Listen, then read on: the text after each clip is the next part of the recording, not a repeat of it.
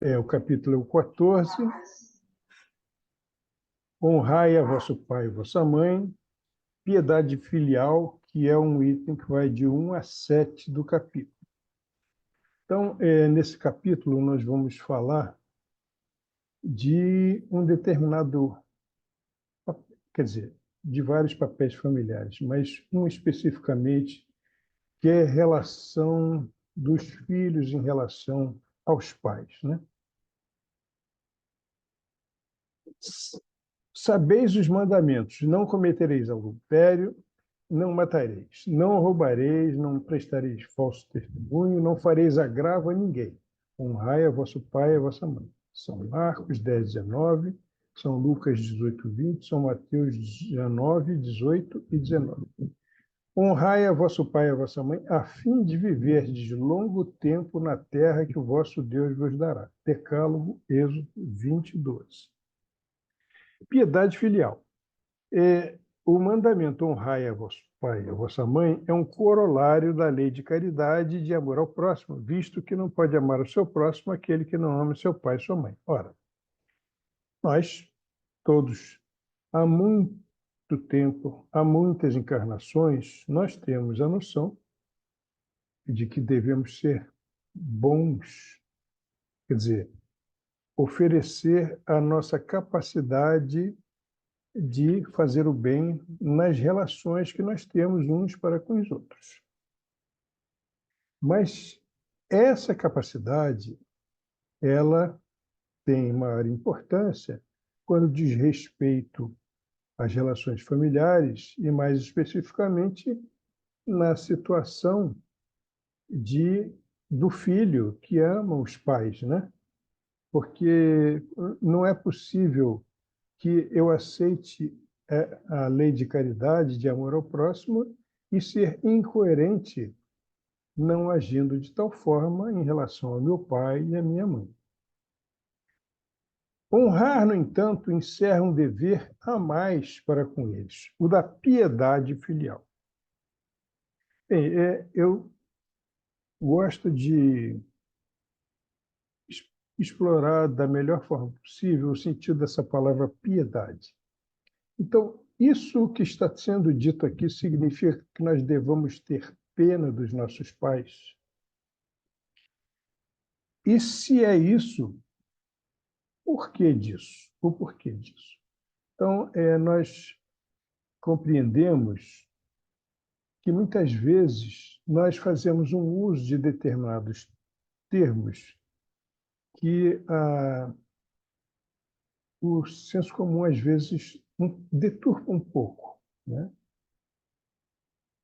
Então, há aqueles que dizem, muitas vezes, eu posso sentir tudo pelo outro, mas menos sentir pena, porque sentir pena é uma atitude muito humilhante, quando, na realidade, essa noção de significado da piedade vem de uma ironia do vulgo que olhava para o outro e dizia assim: fulano é digno de pena, mas não querendo falar de piedade, mas de menosprezo, de depreciação em relação a isso. Isso impregnou o uso e o sentido desse termo. Mas, na realidade, piedade é um sentimento extremamente nobre, nobilíssimo, porque o sentimento de piedade, de compaixão, diz respeito a condoer-se da situação adversa de alguém. Então, eu experimento empatia na dor de alguém, na situação de alguém, para, dessa maneira, me sentir impulsionado a ajudar, sentindo na mesma hora que eu não gostaria de passar por isso. E eu sei que isso é ruim. Isso é uma coisa muito... Esse é um estado que traz sofrimento. Então, essa capacidade de condoer-se, de experimentar empatia pela dor de alguém, é um sentimento profundamente nobre. Então, vocês vejam que muitas vezes o vulgo acaba deixando impregnar o sentido de coisas nobres de uma coisa completamente diversa. Então, é nesse sentido aqui que nós estamos falando de piedade filial, né? É o filho que vê os pais numa idade em que eles já são frágeis, dependentes, necessitam de ajuda. Então, eu honro a relação que eu tenho para com eles, experimentando essa empatia e ajudando-os da melhor maneira possível. Esse dever se estende naturalmente às pessoas que fazem as vezes de pai e de mãe, né? Porque o lugar de pai e o lugar de mãe não é necessariamente exercido, bem o sabemos, uma pessoa, um ser consanguíneo, né? Ali é uma questão, é um papel familiar, né? Então, e aí aqui o sentimento é o mesmo. Nós temos notícias de pessoas que não têm relação consanguínea, mas exerceram papéis familiares desse tipo e que se amavam muito mais do que muita gente que é do mesmo sangue, ou então manifestavam uma profunda ingratidão, né? A gente está cheio de exemplos a respeito dessas coisas. Honrar pai e mãe não consiste apenas em respeitá-los, é também assisti-los na necessidade, é proporcionar-lhes repouso na velhice, cercá-los de cuidados, como eles fizeram conosco na infância. Então, aqui não é exatamente a questão simplesmente eu estou devolvendo o que eu recebi de você. Embora a atitude se traduza dessa forma, é muito mais no sentido de sentir realmente a necessidade de cuidar daqueles que cuidaram de nós. Cuidaram de nós, mas, quer dizer, fizeram sacrifícios por nós, nos educando, nos orientando, se sacrificando por nós, e nada mais justo do que na idade que nós temos condições em relação àquela fragilidade já da pessoa mais que já está se encaminhando para o fim da encarnação e que é dependente de muitas coisas, é, é, nós podemos dizer que é um absurdo não agir beneficiando essas pessoas, né? E tanto é que existem leis que protegem essas relações, né?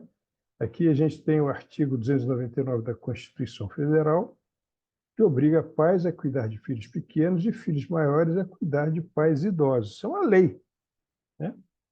Então, mesmo que as pessoas se deixem levar pela dificuldade de relação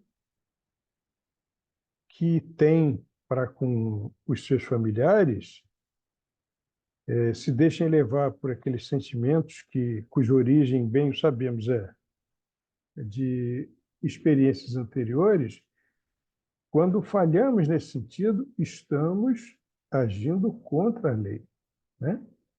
Quando alguém falha conosco nesse sentido, está agindo contra a lei. E não é só a proteção em relação à relação familiar, mas também no Estatuto do Idoso, Lei 10.741 de 2003, que regula os direitos assegurados às pessoas com idade igual ou superior a 60 anos. Então, existe um estatuto, quer dizer, então, se eu não cuido do meu pai idoso, eu estou não só desrespeitando aquela lei da Constituição Federal, mas também estou ferindo esse estatuto, né?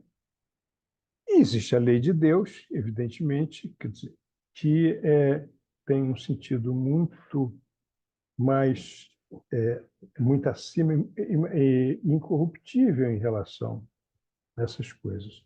Determina que todos sempre se relacionem com amor. Institui nas relações familiares o educandário do amor. E aí nós vamos começando a compreender uma situação muito interessante. A lei de Deus e as relações familiares. Então, nós entendemos que nos diversos reinos da vida, tudo inspira essa união e cooperação entre iguais pela preservação. Mas isso é da natureza, isso é uma lei da natureza, né? Outro dia eu estava lendo um artigo que falava que determinados vegetais não existe só aquela situação do fruto cair, germinar perto, então cresce aquela floresta de coisas iguais, não.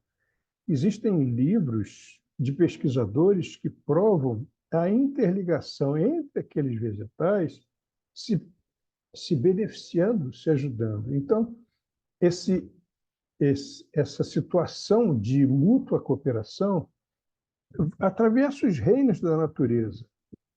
E já como princípio inteligente, nós nos ensaiamos no aprendizado do amor, amadurecendo a compreensão do bem que devemos uns aos outros.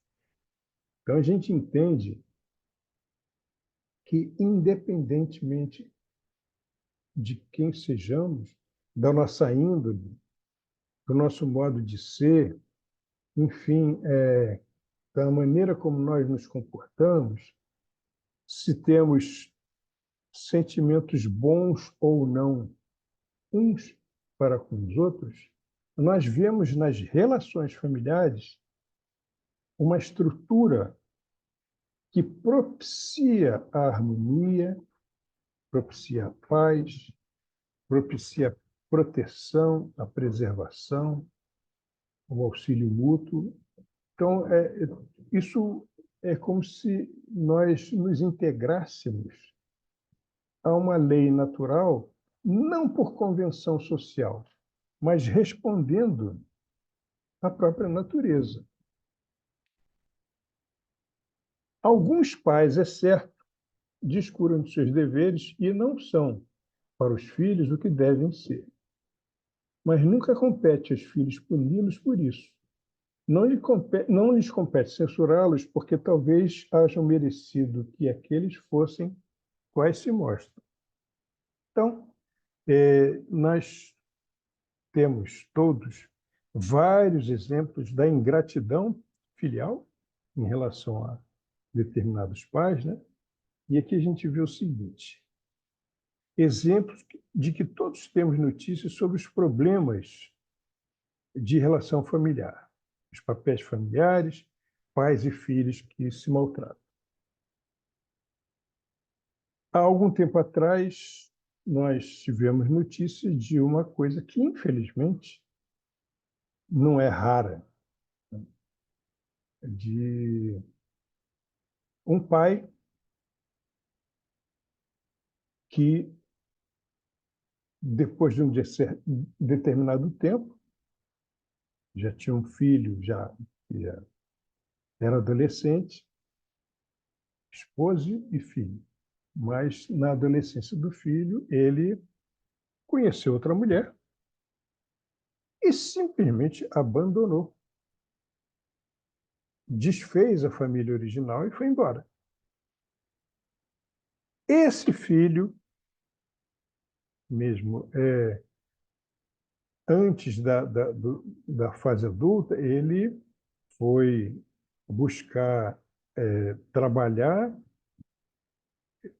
A mãe foi buscar trabalhar, ele também, para amealharem recursos para se manterem. Se mudaram, tiveram que se mudar, e porque a casa era do homem, ele não queria que ficassem lá. Olha só, né? Foi um drama mesmo.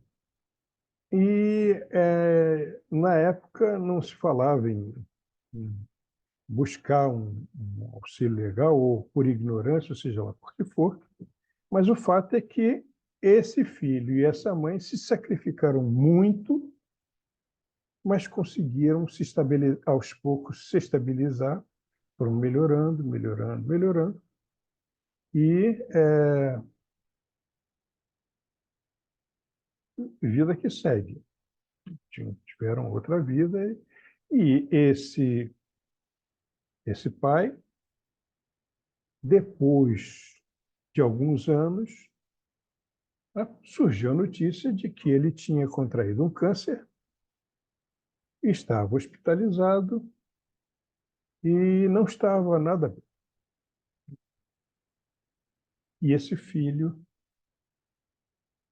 foi procurar esse pai, que o recebeu sem a menor gratidão, até desconfiado da crítica que ia receber, da maneira como ele tinha agido, mas esse filho insistiu ali em saber se o pai estava precisando de alguma coisa, porque ele tinha recursos, podia ajudá-lo, e buscou cercar o pai de cuidados. E houve, sem dúvida, até da equipe médica, quem observasse: olha, mas esse homem abandonou você e a sua mãe e tal, e agora você fica se empenhando aí para essa ajuda. Sempre há quem fale isso, né? Aí esse rapaz disse o seguinte: bem, ele errou muito, realmente. Errou muito. Ele é uma pessoa, infelizmente, meu pai não é uma pessoa de bom caráter, mas é meu pai. É meu pai e eu tenho o dever de ajudá-lo. Eu tenho que fazer por ele o que for necessário para que ele fique bem, mesmo que ele me maltrate. Às vezes, eu entro aqui no hospital e nem deixo ele saber que eu estou aqui, porque eu sei que ele tem vergonha de mim. Então, através da equipe médica, eu converso com os médicos, procuro saber do estado dele, do que ele precisa, e depois de um certo tempo, esse pai veio a falecer e o filho cuidou do enterro, fez todas as coisas e procurou saber se ele podia fazer alguma coisa por aquela que foi a segunda esposa dele, todas essas coisas. Então, na realidade, esse é o exemplo de piedade filial. Esse é um exemplo de exercer bem um papel familiar, como filho. Porque não é o caráter do pai que tem que determinar a maneira como esse filho age. As condições, existem condições expiatórias vividas como família, né? E, na realidade, nós temos condições de experienciar o perdão, o bem, desde que nós compreendamos a necessidade de viver essa situação, né? De agir dessa forma. E a minha preocupação como filho tem que ser a de exercer bem o meu papel na família, como pai também, né? Então, todos têm responsabilidade nas relações familiares. Os pais, no sentido de cuidar dos filhos quando eles necessitam, e os filhos, no sentido de cuidar dos pais quando eles necessitam.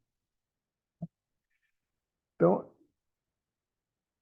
se houve falha na missão como pai, não justifica que deva haver falha na missão como filho, de forma alguma.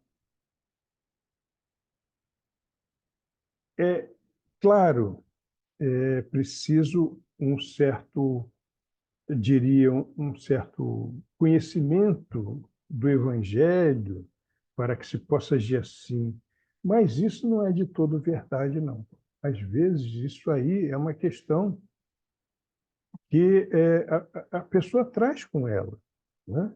E ela acha que ela deve agir assim. Devem os filhos, pois, tomar como regra de conduta para seus pais todos os preceitos de Jesus concernentes ao próximo. Ora, se existe uma lei de caridade, se essa lei de caridade manda que sejamos bons uns para com os outros, que dirá nas relações familiares? Nós bem sabemos que a família é base de todas essas coisas, né? Porque se eu ajo bem como ente familiar, eu estou dando a minha contribuição para que essa célula social tenha um bom papel na comunidade em que eu vivo, no meio em que eu vivo. Nós temos outros exemplos, um que eu conheço de perto, que é o de um menino que morava no prédio onde nós vivíamos e esse menino era uma criatura assim muito agitada e muito desrespeitosa e fez lá no condomínio alguma coisa que ele não tinha que fazer. E o zelador do prédio chamou a atenção dele, falou: olha, você não pode fazer isso. O que é isso? Isso aqui é de todos, você não pode agir assim de jeito nenhum. Falou mesmo severamente com ele. E esse menino subiu, falou com e o pai desceu para falar com o zelador. E foram, assim, 20 minutos de descompostura mesmo, né? Levantando a voz e usando palavras de baixo calão, um zelador, dizendo: o filho dele sou eu é que tenho que falar com ele, você não tem que falar com ele, todas essas coisas. Nós sabemos disso tudo, então nós podemos bem analisar essa situação vendo o seguinte: esse pai, ele estava dando um exemplo para o filho dele de como não ser, né? De, do que a gente não deve fazer. Esse menino,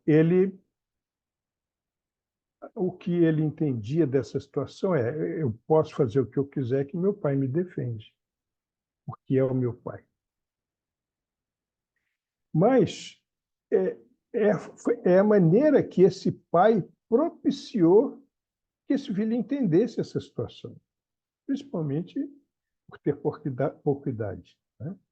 E esse filho, nós bem sabemos, ele vai tender a ser um pai e possivelmente vai agir da mesma forma com o filho dele, possivelmente, né?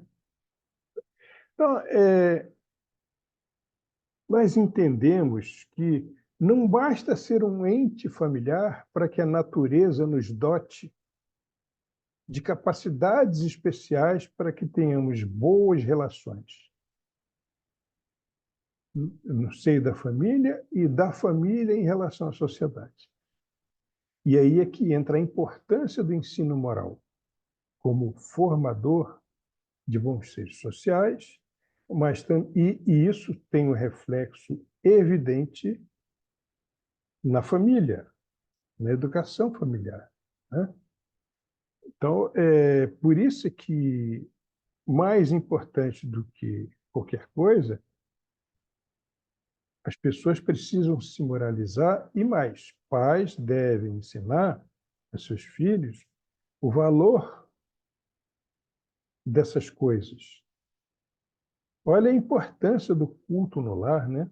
Do evangelho no lar, porque o que nós entendemos também é que muitas vezes quando essas coisas falham, os pais, eles às vezes nem se sentem culpados, porque eles acham que a cultura acaba exercendo um papel tão importante que eles não conseguem agir corretamente como pai, o que é uma balela, né? Não importa. Pai, o trabalho de pai é suplantar todas essas dificuldades para dar uma boa orientação para os filhos. O trabalho dos filhos, da mesma maneira, é honrar o pai e a mãe, porque foram pessoas que bem os formaram, né? Foi dito: honrai a vosso pai e a vossa mãe, a fim de viverdes longo tempo na terra que o vosso Senhor vosso Deus vos dará. Por que Deus promete como recompensa a vida na terra e não a vida celeste? Isso está lá no mandamento do Decálogo, né? Por que isso foi dito dessa forma? Mas a vida, nós não estamos aqui nos preparando para a vida, a verdadeira vida, que é a vida espiritual. Por que eu vou ter que receber como recompensa por honrar meus pais uma vida na terra, né? E Deus vai me dar uma vida aqui na terra. Nós não estamos todos nos preparando para a vida espiritual. E aqui a gente entende que naquela época, na época do que foi apresentado o Decálogo, eles não podiam valorizar outra coisa, senão a posse de uma terra, né, daria que daria sustento às famílias. Então, o que eles procuravam sempre era uma terra boa. Eles viviam no deserto. Então, o Decálogo mostra bem os símbolos e a importância das coisas para aquelas pessoas. E o que a gente tem que extrair disso é o sentido disso. O sentido. Mesmo que esses símbolos se referissem a valores daqueles tempos, nós entendemos que as pessoas não tinham ou não podiam entender outra coisa, né? E mais tarde veio Jesus e disse: meu reino não é desse mundo, porque as pessoas já estavam prontas para valorizar a vida espiritual. Mas naquela altura, na altura em que o Decálogo foi lançado, eles ainda não estavam preparados para isso, né? E falava em terra da promissão. Valoriza. O Decálogo valoriza a terra da promissão. Então, é a terra onde se viverá melhor. E qual é a nossa terra da promissão? A nossa terra da promissão não é o mundo de regeneração? A situação é exatamente correspondente.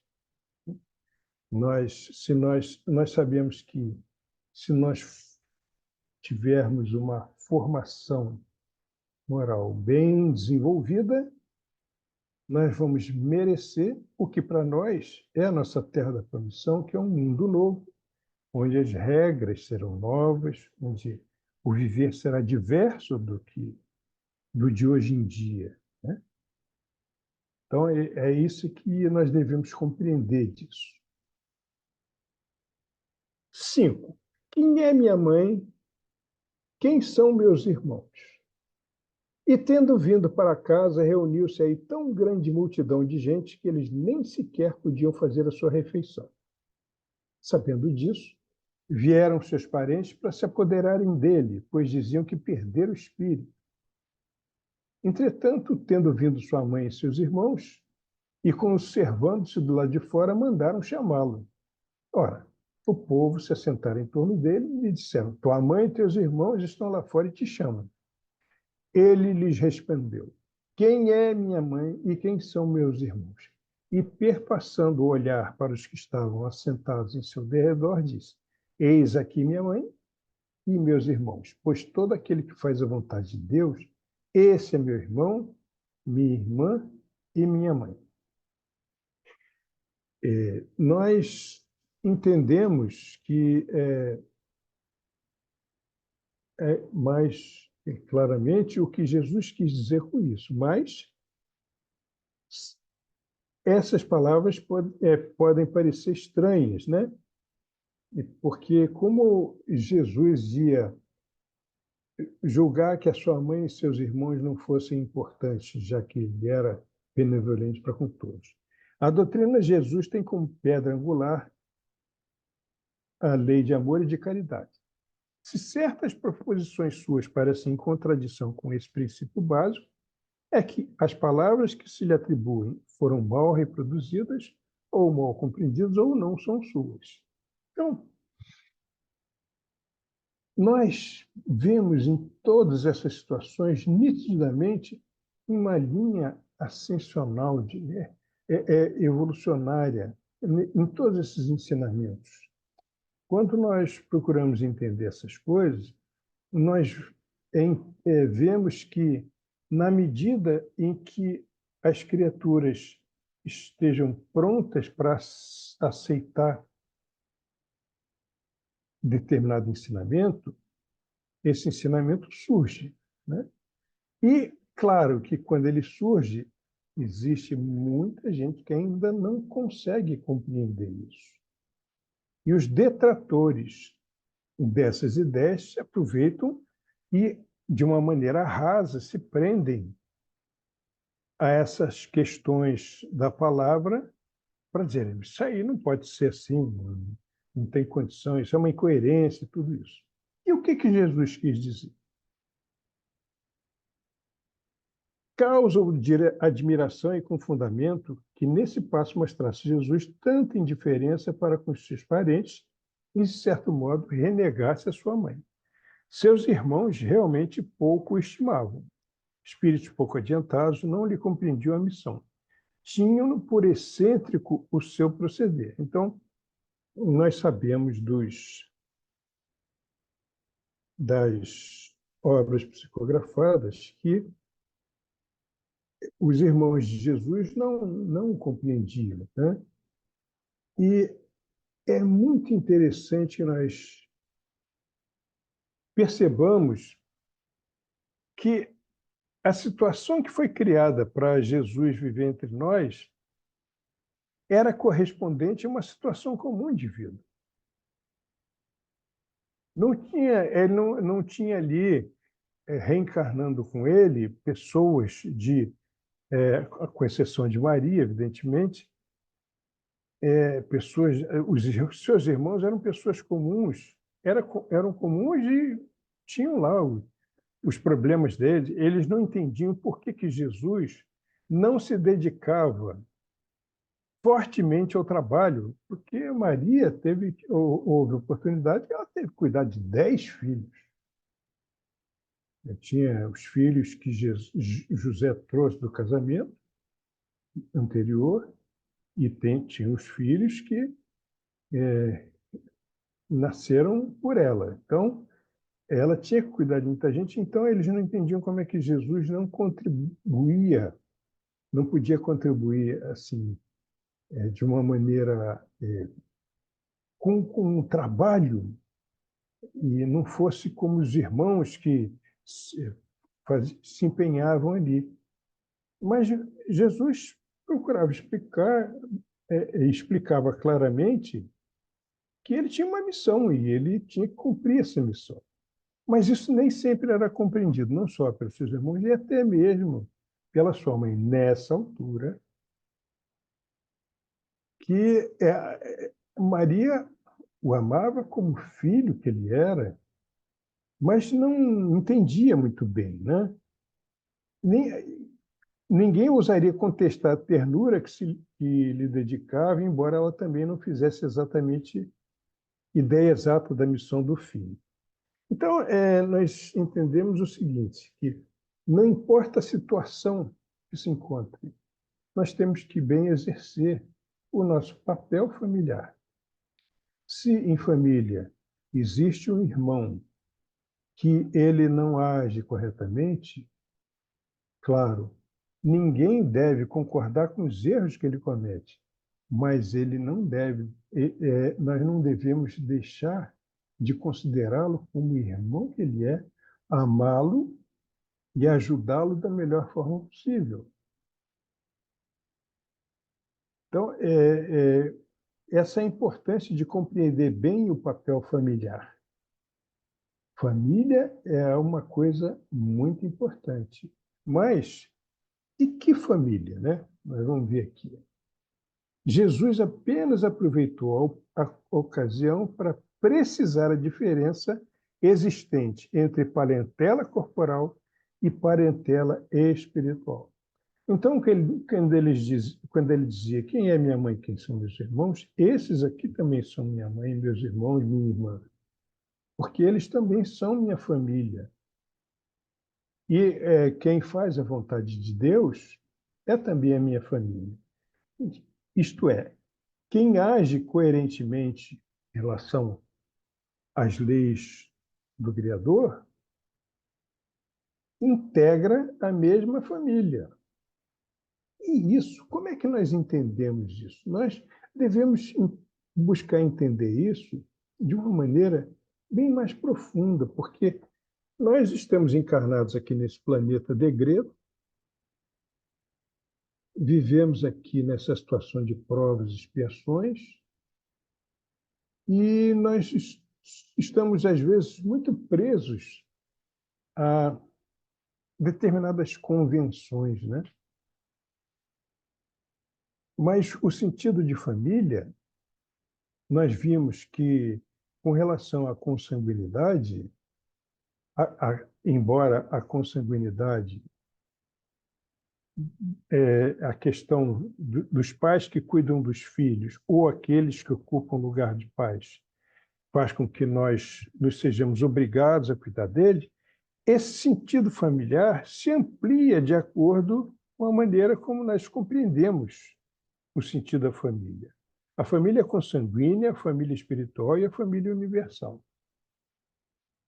Então, nós entendemos que a relação consanguínea é algo que está dentro do conceito de família espiritual, que, por sua vez, está dentro da situação de família universal. Como assim família universal? O universo é uma família só. Nós, espíritas, sabemos que nós não estamos sozinhos. Nós, quando nós olhamos para o céu e vemos todos esses pontos luminosos, sabemos que isso tudo é uma grande oficina que propicia a evolução. Todos devemos viver experiências, todos temos os mesmos processos, todos fomos criados simples e ignorantes, e todos vamos aprendendo as leis do amor, nos enquadrando nas leis da natureza, nas leis que formam as sociedades, e assim nós vamos crescendo. E isso é uma coisa tão importante que a gente vê o seguinte: nossos irmãos do sistema solar se preocupam conosco. Nós temos notícia de Marte. Humberto de Campos tem um livro chamado Novas Mensagens, que tem ali um texto sobre Marte. Então, na Revista Espírita de abril de 1858, existe um diálogo com Mozart, esse mesmo espírito músico que vive em Júpiter. E no Cartas de uma Morta, que é um livro psicografado pelo Chico, da sua mãe, ela fala de uma visita que fez a Saturno. E nós vemos que todos esses espíritos que vivem nesses planetas, estão encarnados nesse planeta, se preocupam muito com a nossa situação.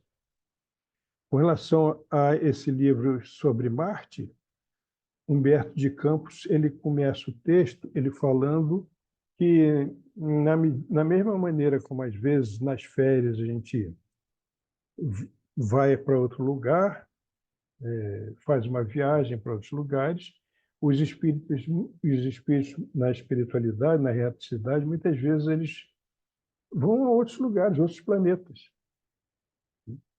para fazer estudos, para conhecer todas essas coisas. E ele explica para nós que em Marte existe uma população que eles não precisaram das, das coisas que acontecem conosco. Eles não precisaram de guerras, cataclismos para evoluir. Então, nós entendemos que tudo isso que está acontecendo aí fora, isso é algo inerente à nossa necessidade, à nossa expiatória. Nós precisamos conviver com essas coisas. Nós precisamos, nós merecemos viver no lugar e no momento histórico que nós vivemos. Nós nos queixamos muito, nós achamos que a vida tem muita insegurança, que o mal parece tomar conta de todas essas coisas, mas aqui, ainda uma vez, nós temos que compreender que o nosso papel é o de compreender essa situação e fazer a nossa parte. Nós não temos que aderir a essa situação de, de fazer frente ao mal fazendo a mesma coisa que o mal faz conosco. Nós não podemos cair nessa balela. Nós temos que nos manter firmes nos nossos propósitos cristãos de relação, que nós já compreendemos isso.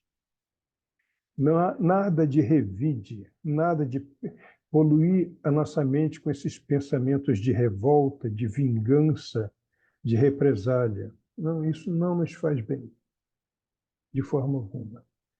E a gente compreende que essas populações de outros planetas, elas não são assim, no mesmo sistema, né? Então, ele explica lá que ele viu uma reunião em Marte, que eles assentam lá os telescópios em relação à Terra, são instrumentos tão precisos que estudam a aura da gente aqui. E eles sabem exatamente a nossa situação. E eles oram por nós. Eles se condoem da nossa situação também. Oram, mas eles também sabem que nós precisamos vencer as nossas próprias mazelas como pessoa, como família, como povo e como integrante dessa família universal. Nós temos que fazer a nossa parte, né? Suportar todas essas intempéries. Se nós estamos aqui, não é à toa. Relação entre pais e filhos hoje, né? O que nós vemos muito contristados é que os pais parecem perdidos em criar filhos, porque eles parecem não conseguir se concentrar na sua missão de pai. Nós aí que trabalhamos no Ponto de Luz, Cristiana, ela sabe que muitos desses jovens que ficam desesperados, os pais deles dizem: meu filho tem tudo, meu filho não deixa faltar nada para ele, mas falta bem sabemos, mas falta o principal, que é o verdadeiro sentimento de família, de pegar o filho e ouvir o filho, olhar nos olhos do filho e descobrir o que o filho precisa como orientação, todas essas coisas. Então, essas relações familiares, elas estão muito preocupadas com uma questão cultural, de hábitos, de modismos, seguem a moda. Hoje em dia já é assim, hoje em dia não é mais assado e todas essas coisas. Então, isso tudo é muito ruim para todos os projetos de educação que a gente tem em casa, a não ser que nós sejamos pessoas mais evangelizadas e desde muito cedo saibamos interessar os nossos filhos nas coisas todas boas que o Evangelho nos traz. Tudo.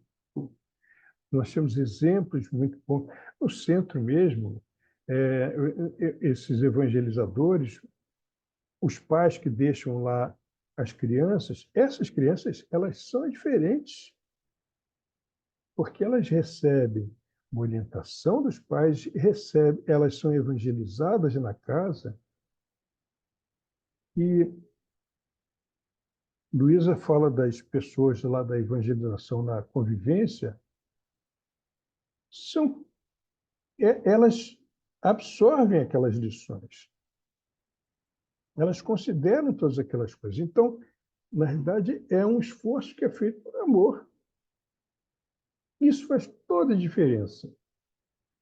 Porque se eu não sei criar um filho pelas luzes do Evangelho,